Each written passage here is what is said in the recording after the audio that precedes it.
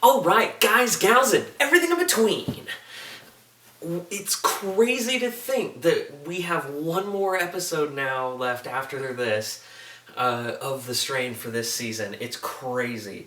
I mean, it's been a blast as always. I think the season has definitely improved on its predecessor, and I'm excited to see what they have in store. But anyways, let's talk about this episode. This episode is titled Fallen Light. We open actually on what I think is beautifully filmed, first off, but a flashback. So we get Jim Kent. So Samwise Gamgee is back for his little scene, and I thought that was really cool that we got to see in a character's past. You see F talking to the crowd, and then someone speaks.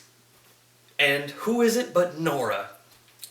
And so now, at that point, you're like, oh my god, we're getting the origin story of how F and Nora end up being a thing. And Jim Kent is like, I don't think you should hire her because, we all... I mean, the reason he honestly gives is we all... Have you seen what Nora looks like? Holy God, she is really hot. So, yeah, I know why you're partially enticed. And he's like, no, she's got her credentials. He's like, oh, she has her credentials, but have you seen this woman? You are a married man, F. And he's like, yeah. In one of the more corporate espionage portions of the episode, we of course go to the lady from Atlas Shrugged. I want to say Justine Faraldo. Her character, the mayor comes in, he's like, you're taking money from the rich, how dare you? And she's like, I don't care. And so they're going around, and you see the tension building. He's like, you're in my world now. And one thing I thought that looked mighty suspicious that, it went over my head the past few episodes, is she wants payment in gold. And we store that little tidbit. She wants payment from them in gold. Now, that's not how we pay people anymore. We don't use doubloons. So, why does she need the gold? But if you go a little bit further in the episode, when they're talking to the guy who he used to steal cars, but now he steals all this priceless art, and he has the Oxidolumen, and it's being bid on, he says, I only take biddings in gold. Now, I don't remember Faraldo ever having any knowledge or interest of the Oxidolumen, but who is she partnered with other than Eldridge Palmer? Which means, holy crap, he is getting her in almost on his villain side of things, and she's a little wary, you can tell, where she's like, I don't think that we should work together, but at the same time, you're really, really rich, and you could fund everything for me. So she's seeing her endgame that she needs to get to. And so I love that all came full circle. Every frame, I should say it this way, there wasn't a frame wasted in this episode. We have Justine Faraldo with taking gold payments, and even the mayor was like, what are you doing? We of course have the carjackers, Satrakian, which Satrakian, when he goes into those thieves' places, he's like, here's this watch. It goes for like $1.7 million. It's ridiculous. And he's like, you can have this, but I need the Oxidolumen. And he's like, well, there's another bidder on the table. It's Eldridge Palmer. And he's like, well, Eldridge Palmer wants to basically cause the end of the world. So give it to me and I'll keep the end of the world from happening. And I like what the guy who's the thief says. I mean, he's got his own mansion that he's currently in right now. And he's like, well, the apocalypse has been kind of good to me. So maybe I don't want it to end. And he's like, the price of... I love what Satrakian has to say, that, the price, these mere mortal gains are nothing. And you're looking at it in the smallest and most narrow way possible. And it makes sense that this criminal would be enjoying the apocalypse. No one's trying to arrest him. He can be out there in public. He basically owns a chunk of the city. I mean, he got automatically catapulted up to power status. With the irony of power status, the mayor has been killed. And Justine Faraldo's like, I didn't do it. And then she's like, did the police do it? And they're like, no. So who did it? Who? Now we have a game of Clue. So then as tensions brew in the episode, we have Eichhorst and Eichhorst having a meeting with Eldridge Palmer and Coco. And I can't tell for the life of me if Coco is becoming a villain now or if she's kind of playing both sides. I can't tell. But what I really like is you see them with tension where Eldridge Palmer's like, I don't have to do anything for you. No, if it's going to be my money on that bidding floor for the Oxidolumin, you got to do what I want. And I'm going to go out there and represent. And Eichhorst is like, well, you want the Master's blood, don't you? So you can stay alive, seeing as both of you have done that. Well, if we just stop providing you the blood, you're just going to die. Like, you're not immortal. This is not permanent. You have to continuously get our blood supply, which I like that they brought up that the white and the worm.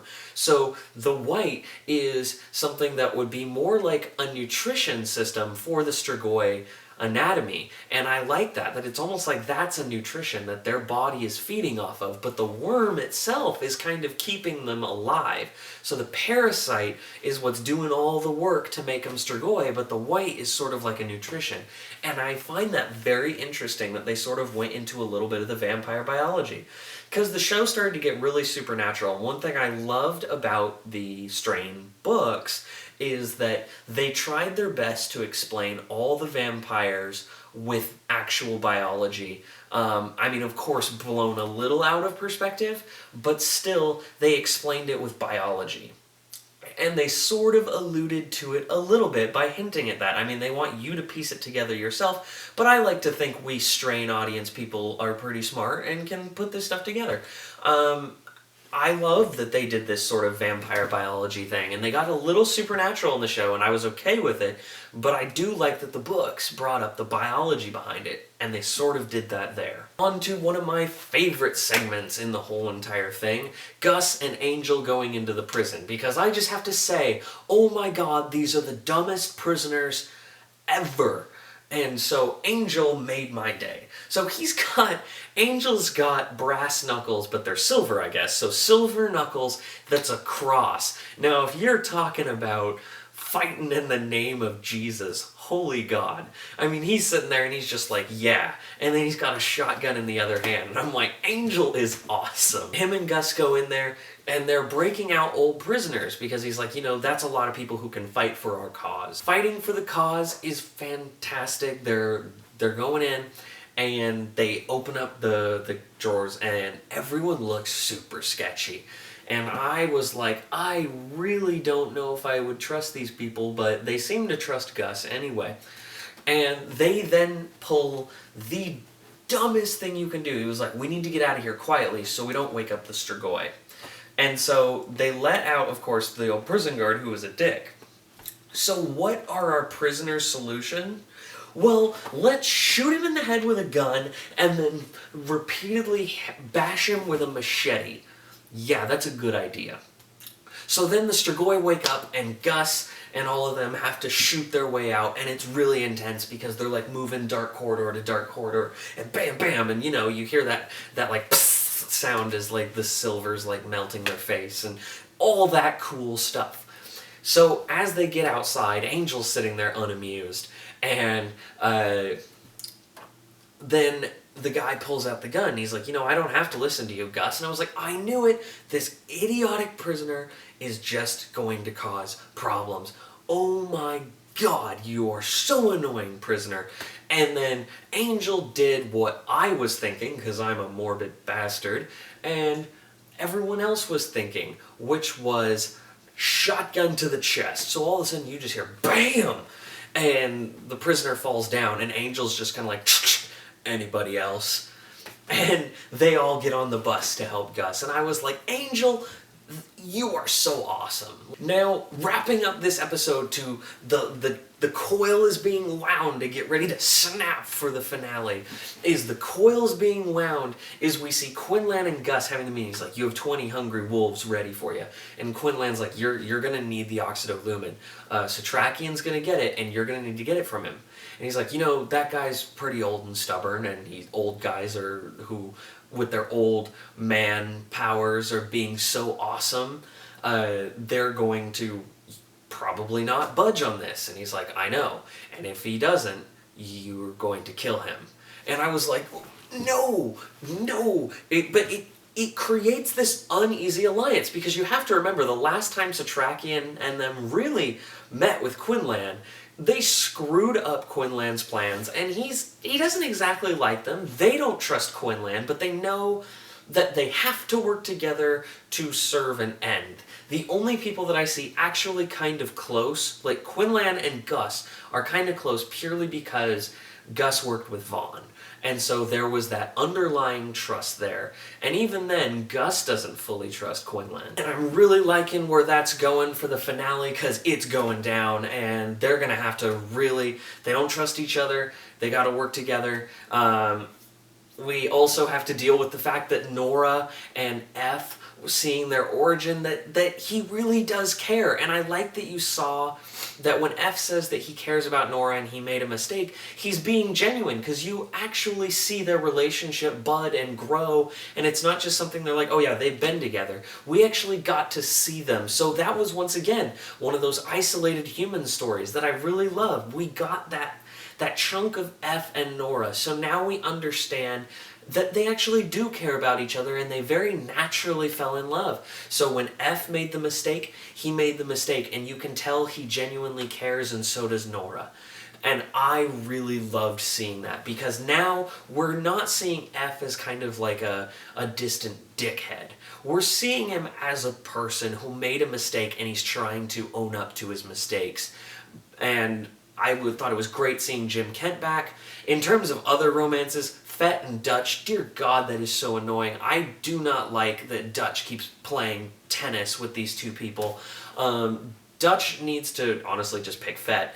But Dutch and that obnoxious girl, she keeps going back to her, and I was like, what are you doing? And that was the only thing in the episode that kind of irritated me, but it still needed to be done in the story, so I understand where it was. Alright, guys, gals, and everything in between, are you going to be tuning into the finale? I hope so, if you've made it this far. Also, thank you for watching these videos. I really love seeing you guys comment below. It really makes my day every time. Until next time, don't forget to like and subscribe. Got plenty more videos coming to you.